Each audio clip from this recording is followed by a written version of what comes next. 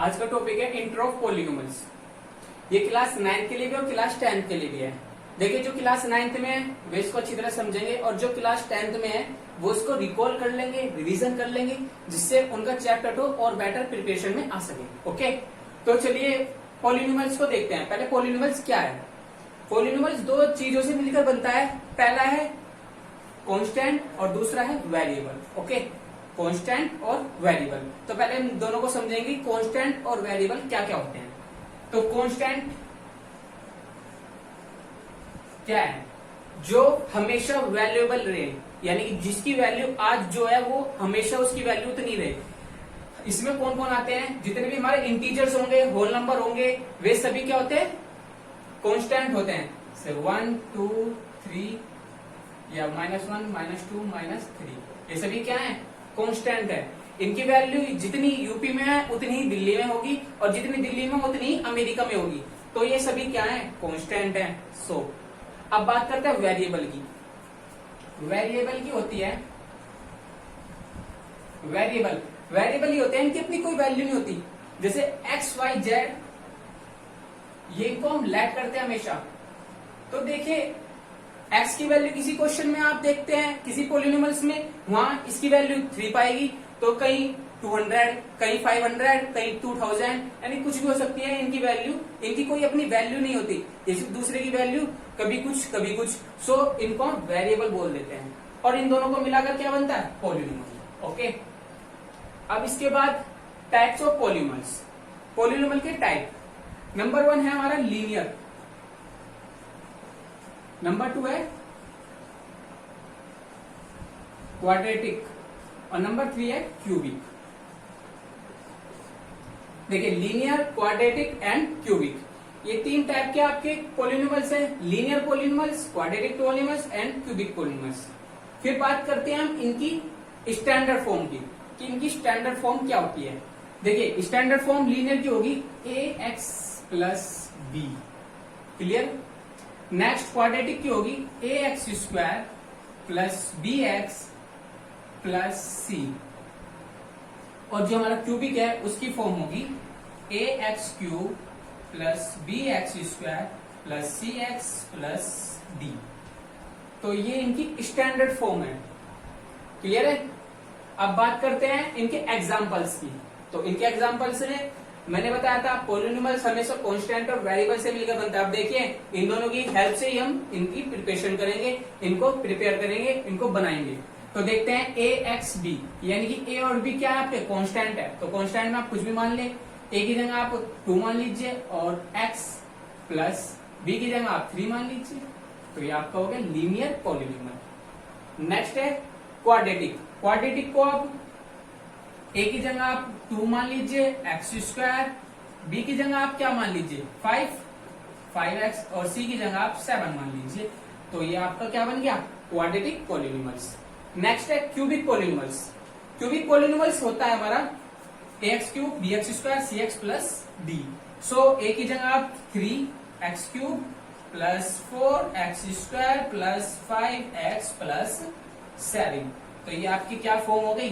Cubic polynomials की form हो गई, क्लियर। अब आप सोच रहे होंगे कि क्या सिर्फ यही फॉर्म हो सकती है? देखिए समझने की बात है। अगर मैं आपको ये कहूं कि 2x लिखा हुआ है, 2x लिखा हुआ है, तो अगर मैं पूछूं कि लीनियर पॉलिनोमियल्स है या नहीं है, तो क्या आप जवाब देंगे? देखिए 2x है, अगर मैं लिख दूं 0, तो देखिए कंप्लीट बन गया। भाई यहां हमने b की जगह 3 लिया था, तो हमने यहाँ b की जगह 0 ले लिया, तो ये क्या है? अब भी तो लीनियर है। लीनियर क्यों है? क्योंकि x की पावर 1 है, ठीक है। अगर मैं इसकी जगह ये लिख दूं 2x² प्लस 7, क्लियर सी बात है। अगर मैंने यहाँ a की जगह 2 था, c की जगह 7, तो ये कहाँ गया? भाई हमने b की जगह 5 लिया था इसमें। अब हम अगर b की जगह 0 ले लें, कि b की जगह हम 0 रख लेते हैं, तो ये 0x हो जाएगा, और 0x को हम लिखते नहीं, तो 2x² प्लस 7 बन गया, क्लियर सी बात। नेक्स्ट पे आते हैं। अगर मैं ये कहूं 3x³ प्लस 5, क्या अब भी ये क्यूबिक पॉलिनोमियल है? बिल्कुल है भाई। 3x³ हमने 4x² की जगह 4 की जगह 0 और 5 की जगह भी 0 और d की जगह हमने 5 रख दिया। तो ये क्यूबिक पॉलिनोमियल बन चुका है। ठीक है, अब बात करते हैं हम इनके एग्जाम्पल्स हो गए डिग्रीज। अब डिग्रीज इनकी मेन है, जो आपका क्वेश्चन आता है वो डिग्रीज में आता है कि इस पॉलिनोमियल में बताइए क्या डिग्री है इसकी। तो डिग्री के लिए छोटी सी डेफिनेशन है, उसे आप अच्छी तरह याद कर ले। The highest power of the variable, किसी भी इक्वेशन की हाईएस्ट पावर जो होगी किसकी, वेरिएबल की। वेरिएबल कौन है, X Y Z. X Y Z यानी कि इसकी जो भी हाईएस्ट पावर होगी वो उसकी क्या होती है, डिग्री। तो मैं यहां लिख देता हूं, डिग्री क्या होता है, हाईएस्ट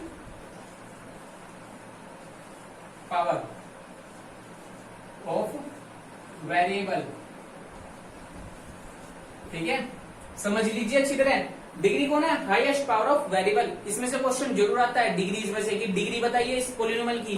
तो देखिए सबसे मेन बात, इसमें वेरिएबल कौन है, एक्स है, इसमें भी एक्स है और इसमें भी एक्स है। बट हाईएस्ट डिग्री देखिए, इसमें एक्स की सबसे हाईएस्ट पावर कौन है, 1 है, तो इसकी डिग्री क्या होगी, 1 होगी। क्लियर। नेक्स्ट की बात करते हैं, इसमें हाईएस्ट पावर देखिए कौन है, 2 है।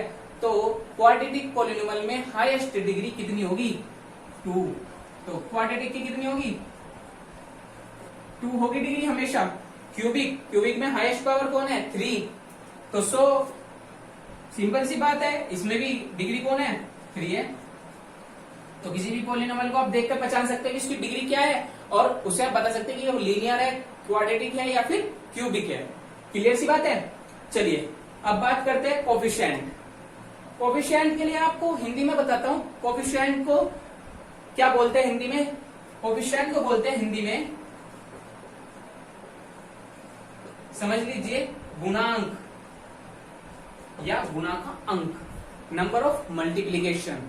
अब देखिए बात बताइए, एक सिंपल सा एग्जांपल आपके सामने ही है, 2x + 3 कोफिशिएंट के लिए। इसमें वेरिएबल कौन है, x है। क्लियर, वेरिएबल कौन है, x है। तो इसमें आप ये बताइए इसका x का मल्टीपल कौन है, x का मल्टीपल यानी कि जो x की मल्टीप्लाई में हो, x की मल्टीप्लाई में कौन है, 2 है। तो इसका x का कोफिशिएंट कौन है, x का कोफिशिएंट 2 होगा। तो कोफिशिएंट क्या है, यहां स्पेलिंग पे देखना मत, थोड़ा हो जाता जल्दी में। कोफिशिएंट ऑफ x = 2 आ जाता है आपका। ओके, तो कोफिशिएंट ऑफ x = क्या है आपका, 2 है। अगर मैं आपसे ये पूछूं कि इसमें कोफिशिएंट ऑफ x² क्या होगा, x² की मल्टीप्लाई में कौन है, 2 है। और मैं ये कहूं कि कोफिशिएंट ऑफ x कौन होगा, तो 5 होगा। क्लियर बात है। और अगर मैं ये पूछूं कि कोफिशिएंट ऑफ x की पावर 0, देखिए ये 7 अकेला है। क्लियर सी बात है, 7 जब अकेला है तो कोई भी चीज है, जैसे 7 है, 7 × 1, और हम किसी भी वेरिएबल की पावर 0 है तो उसे हम 1 लिख सकते हैं। जैसे सपोज करिए x की पावर 0 है तो उसको हम 1 लिख सकते हैं। तो क्या 7 की पावर 7 में का मल्टीपल x की पावर 0 होगा, तो x की पावर 0 का कोफिशिएंट कौन होगा, 7 होगा। ध्यान रखिए। ठीक है, अब इसमें आते हैं कि 3x³ 4x² + 5x + 7, इसमें ये बताइए कि x की पावर 3 का कोफिशिएंट कौन है, x की पावर 3 का कोफिशिएंट 3 है। x की पावर 2 का कोफिशिएंट कौन है, 4 है। और x की पावर 1 का कोफिशिएंट कौन है, 5 है। एंड x की पावर 0 का कोफिशिएंट कौन है, 7 है। तो देखिए क्या लिख सकते हैं,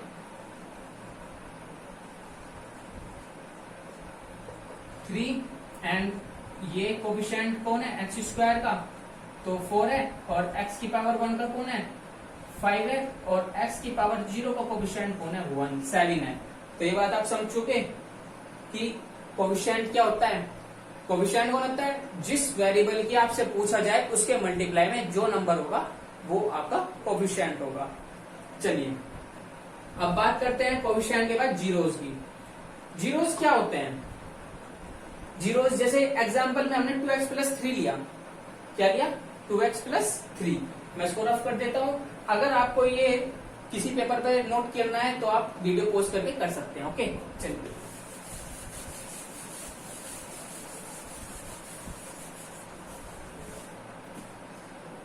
किस पे बात चल रही थी, जीरोस पर। चलिए हम छोटी सी बात करते हैं जीरोस की। जीरोस क्या होते हैं? जीरोस वो वैल्यू होती है किसी भी पॉलिनोमियल में उस वेरिएबल की वो वैल्यू रखने पर आंसर हमारा अगर जीरो आ जाए, वो जीरो आ जाए तो वो उसका जीरोस होता है। जीरोस से नाम से पता लग रहा है कि जीरो आंसर आ जाए वो जीरोस है।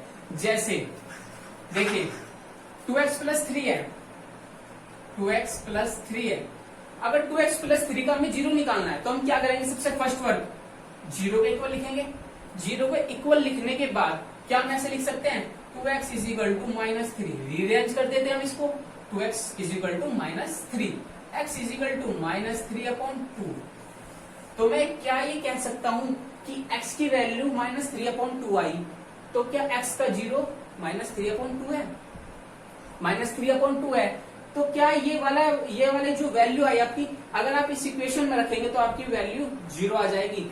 चलो रख के देखते हैं। 2x प्लस 3 है, x की जगह क्या रखते हैं? वैल्यू क्या पुट करें? माइनस 3/2 यानी कि 2 मल्टीप्लाई माइनस के 3/2 प्लस 3 यानी कि 2 multiply minus 3/2 plus 3 is equal to 0। तो minus 3 plus 3 is equal to 0, तो 0 इज इक्वल टू 0।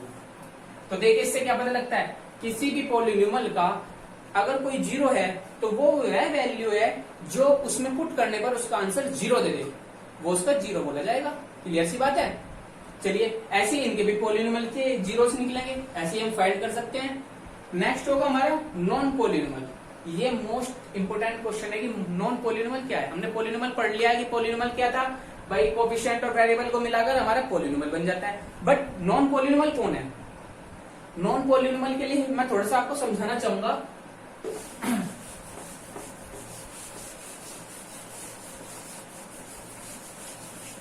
देखिए नॉन पॉलिनोमियल होते हैं, नॉन पॉलिनोमियल वे होते हैं जिनकी पावर, वेरिएबल की पावर, जिन वेरिएबल्स की पावर होल नंबर ना हो। जैसे मैंने आपके सामने लिखा 2x प्लस 3। क्लियर? ये क्या है? एक लीनियर पॉलिनोमियल है। आप पहचान सकते हैं कि एक लीनियर पॉलिनोमियल है। बट अगर मैं ये कहूं कि नॉन पॉलिनोमियल पहचाने कैसे, अगर मैं आपके सामने लिख दूं 2 की power under root x plus 3, ठीक है, 2 रूट x प्लस 3। तो अब देखते हैं 2 x की पावर हाफ प्लस 3। तो देखिए ये जो हाफ है ना, ये होल नंबर नहीं है, और होल नंबर नहीं है तो क्या है? ये नॉन पॉलिनोमियल है।